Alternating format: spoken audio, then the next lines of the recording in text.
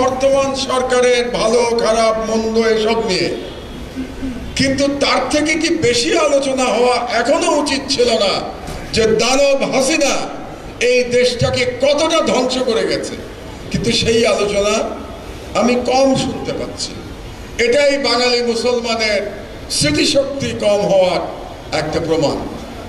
তো আমি আমার দেশের প্রসঙ্গে অনেক কথা হয়েছে, আমি সংক্ষেপে দুই একটি কথা বলতে চাই। কারণ হলো এই যে মহান বিপ্লব ঘটে গেল জুলাই এবং আগস্টে, এই বিপ্লবে যে তরুণ ছাত্র জনতা, যাদের মধ্যে আজকে অনেকে উপস্থিত আছে, যারা নেতৃত্ব দিয়েছে, তারা আমার দেশ যখন লড়াই করছে তখন তারা বালক ছিল, তারা আমার দেশের অনেক কিছুই জানে না। একে বাঙালি মুসলমানের স্মৃতিশক্তি নাই, দ্বিতীয়ত যারা বিপ্লবের ভ্যানগার্ড তারা ওই সময় একেবারেই বালক ছিল, তারা জানে না আমার দেশের লড়াইটা কি। কিছু শুনছে জানছে কিন্তু তারা জানে না, তাদের ব্যক্তিগত অভিজ্ঞতা নাই। এই জন্য দু একটি কথা আমি শুধু বলবো। আমার দেশের বাস ছেড়ে কি লেখা ছিল থাকতো জানেন? ইয়াং জেনারেশন জানে না। আমার দেশ স্বাধীনতার কথা বলে, মাস ছেড়ে লেখা থাকতো। আজকে এই কথাটা আমার সহকর্মীরা কেউ বলে নাই। আমার দেশ স্বাধীনতার কথা বলে। কেন ছিল? এটা একটা মেসেজ ছিল। কার জন্য মেসেজ ছিল?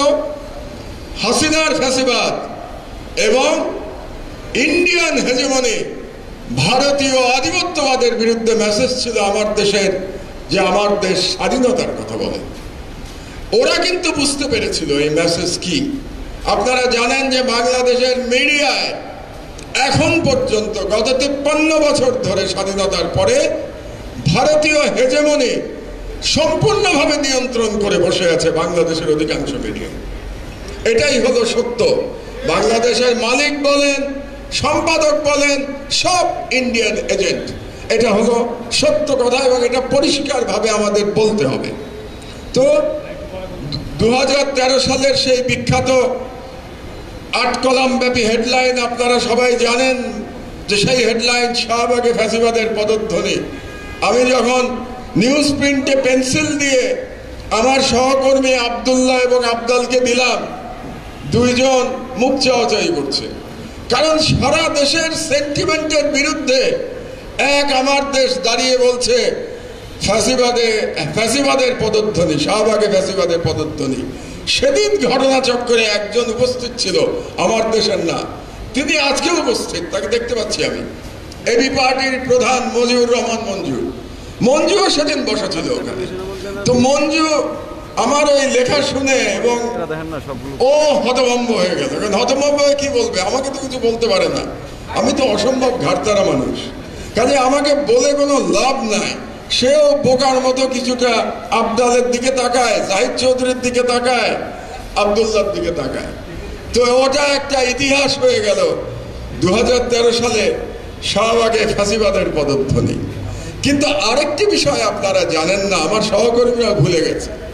তারও 4 বছর আগে আমি লিখেছিলাম, এই আমার দেশেই লিখেছিলাম, ফ্যাসিবাদের দিকে সরকারের যাত্রা। এটা কবে লিখেছিলাম জানেন?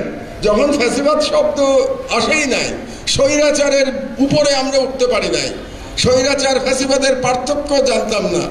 তখন আমি লিখেছিলাম 2009 সালের এপ্রিল মাসে, এই যে এই বইতে এটা আছে, নবরূপে বাকশাল, এই বইতে আপনারা দেখবেন ফ্যাসিবাদের দিকে সরকারের যাত্রা। এটা 4 মাস তখন সরকারের বয়স। তারও 6 মাস আগে আমি লিখেছিলাম নবরূপে বাকশাল, নির্বাচনের আগে। এই সেই বই নবরূপে বাকশাল। এটা লেখা 2008 সালের নভেম্বর মাসে। এই বইটা ছাপা হয়ে গেছিল আমি যখন প্রথম জেলে। কারণ আমার দেশ ভারতীয় হেজেমনি এবং হাসিনার ফ্যাসিবাদের প্রকৃত চরিত্র একমাত্র আমার দেশ বুঝতে পেরেছিল। এবং এখান থেকেই আমাদের সাংস্কৃতিক লড়াই মিডিয়াতে শুরু হয়েছিল আমার দেশে। বিচার বিভাগ, যখন বিচার বিভাগ আওয়ামী লীগের নির্লজ্জ দালালে পরিণত হয়েছিল, সর্বপ্রথম আওয়াজ তুলেছিল আমার দেশ। এবং আমার দেশে বলা হয়েছিল, আমি লিখেছিলাম স্বাধীন বিচারের নামে তামাশা। আর আমার সহকর্মী নিউজ করেছিল অলিউল্লাহ নোমান বিদেশে, যে চেম্বার মানেই সরকার পক্ষে স্টে। এই দুই নিউজের জন্য আমিও জেলে গেছি, অলিউল্লাহ নোমানও জেলে গেছে। কিন্তু আজকে প্রমাণিত হয়েছে যে আসলেই কতটা আওয়ামীকরণ হয়েছিল সেদিন বিচার বিভাগ। পরবর্তীতে স্কাইপ কেলেঙ্কারির কথা তো আপনারা সবাই জানেন। আপনাদেরকে একটা মনে করিয়ে দিই, বাংলাদেশের মিডিয়ার ইতিহাসে, এখানে আপনারা সবাই প্রবীণ সম্পাদক সাংবাদিকরা বসে আছেন, মিডিয়ার ইতিহাসে আমাকে একটা নজির দেখান ইনভেস্টিগেটিভ জার্নালিজমের ইতিহাসে স্কাইপ কেলেঙ্কারির থেকে বড় কোনো ইনভেস্টিগেটিভ জার্নালিজম আজ পর্যন্ত হয়েছে কিনা। অবিশ্বাস্য এক ইনভেস্টিগেটিভ জার্নালিজমের উদাহরণ ছিল স্কাইপ কেলেঙ্কারি বের করা, প্রকাশ করা। আপনাদেরকে 1972 সালের একটা সংবাদপত্রের ঘটনার কথা মনে করিয়ে দিই, ওয়াটারগেট স্ক্যান্ডাল। ওয়াটারগেট স্ক্যান্ডাল এটা প্রকাশ করেছিল ওয়াশিংটন পোস্টে 1972-তে। নিক্সনের সম্পর্কে যে দুই সাংবাদিক করেছিলেন তার নাম বব উডওয়ার্ড এবং Carl Bernstein. Carl Bernstein, Bob Woodward শুধু পুলিৎজার প্রাইজই পান নাই, এটার জন্য তারা পুলিৎজার প্রাইজ পেয়েছিলেন এই ইনভেস্টিগেটিভ জার্নালিজমের জন্য। তারা ইনভেস্টিগেটিভ জার্নালিজমের ইতিহাসে অমর হয়ে আছেন। ইনভেস্টিগেটিভ জার্নালিজম বললেই সবাই ওয়াটারগেট স্ক্যান্ডালের কথা বলে, আর আমার দেশে আমরা স্বীকৃতি পাই নাই। কিন্তু ইনভেস্টিগেটিভ জার্নালিজমের কথা বললে স্কাইপ কেলেঙ্কারি আসা উচিত, কিন্তু আজ পর্যন্ত এই স্বীকৃতি আমরা পাই নাই। বরং তার পরিবর্তে আমাকে জেলে যেতে হয়েছে। 5 বছর জেলে ছিলাম।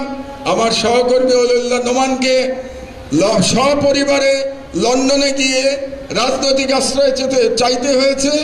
আমার দেশ বন্ধ হয়েছে, শত শত সাংবাদিক বেকার হয়েছে। এই হচ্ছে পার্থক্য, যেটা বাংলাদেশে ইনভেস্টিগেটিভ জার্নালিজমের রোল মডেল হওয়া উচিত ছিল। তার পরিবর্তে আমাদের কি জুটেছে? লাঞ্ছনা এবং সাজা। আজ পর্যন্ত প্রশংসা পাই নাই আমরা। এমনকি জাতীয়তাবাদী এবং ইসলামপন্থী ঘরানার সাংবাদিকদের মধ্যেও এটা নিয়ে কোনো আলোচনা নাই যে এটা কত বড় ইনভেস্টিগেটিভ জার্নালিজমের উদাহরণ ছিল। এবং আরো মজার ব্যাপার দেখেন, ওই ঘটনার পরে এই স্কাইপ কেলেঙ্কারির জন্য যে বিচারপতি দায়ী ছিলেন সেই নিজামুল হক নাসিম, এটা আপনাদের জন্য লজ্জার কথা। এই নিজামুল হক নাসিম, তার প্রমোশন হয়েছিল, সে আপিল বিভাগে গিয়েছিল, এবং আপনাদের জন্য লজ্জার কথা এই জন্যে যারা সাংবাদিক, তিনি প্রেস কাউন্সিলের চেয়ারম্যান হয়েছিলেন। আপনারা এটা বাধা দিতে পারেন নাই। যে লোকের এরকম নৈতিক স্খলন, নিজামুল হক নাসিম, সে আপনাদের প্রেস কাউন্সিলের চেয়ারম্যান হয়েছিল।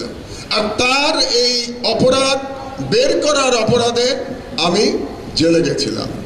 আজকেও আপনি চিন্তা করেন, বাংলাদেশে ওই যে বললেন না এখনো ফ্যাসিবাদ আছে, ফ্যাসিবাদ কতটা এখনো বিস্তৃত যে এখনো মাহমুদুর রহমানকে এসবির রিপোর্টে বলা হয় ক্রিমিনাল। আমি ক্রিমিনাল, এসবির রিপোর্টে মাহমুদুর রহমান ক্রিমিনাল।